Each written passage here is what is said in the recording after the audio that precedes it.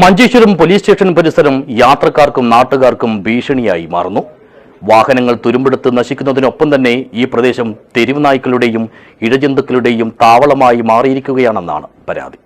This news sponsored by ഉയർന്ന ഗുണനിലവാരം, തികഞ്ഞ വിശ്വസ്തത, ജനതാ പാൽ.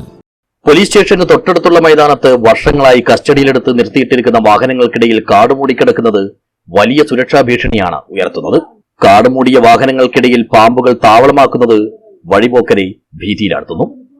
മാത്രമല്ല, വൈകുന്നേരം 6 മണി കഴിഞ്ഞാൽ ഈ പ്രദേശം മുഴുവൻ തെരുവുനായ്ക്കൾ അടക്കി വാഴുകയാണെന്നുള്ള പരാതിയുമുണ്ട്. അതുകൊണ്ട് തന്നെ ജോലി കഴിഞ്ഞ് മടങ്ങുന്നവർക്കും ട്യൂഷൻ കഴിഞ്ഞു വരുന്ന വിദ്യാർത്ഥികൾക്കുമെല്ലാം ഈ വഴി നടന്നു പോകാൻ പറ്റാത്ത അവസ്ഥയാണ്.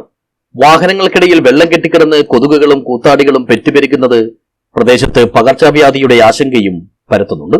ഈ ഒരു സാഹചര്യത്തിൽ ഇതിന് പരിഹാരം കാണാൻ അധികൃതരുടെ അടിയന്തര ഇടപെടൽ വേണമെന്നതാണ് പൊതുവെ ഉയരുന്ന ആവശ്യം.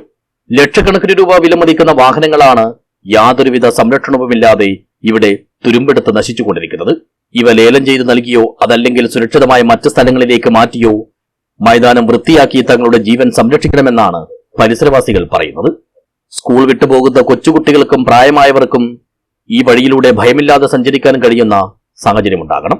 ഈ വിഷയത്തിൽ പോലീസും തദ്ദേശ സ്വയംഭരണ സ്ഥാപനങ്ങളും ഉടനടിയുള്ള നടപടികൾ സ്വീകരിച്ചില്ലെങ്കിൽ ശക്തമായ പ്രതിഷേധ പരിപാടികളുമായി മുന്നോട്ടു പോകാനാണ് നാട്ടുകാരുടെ തീരുമാനം. News bureau, Uppala.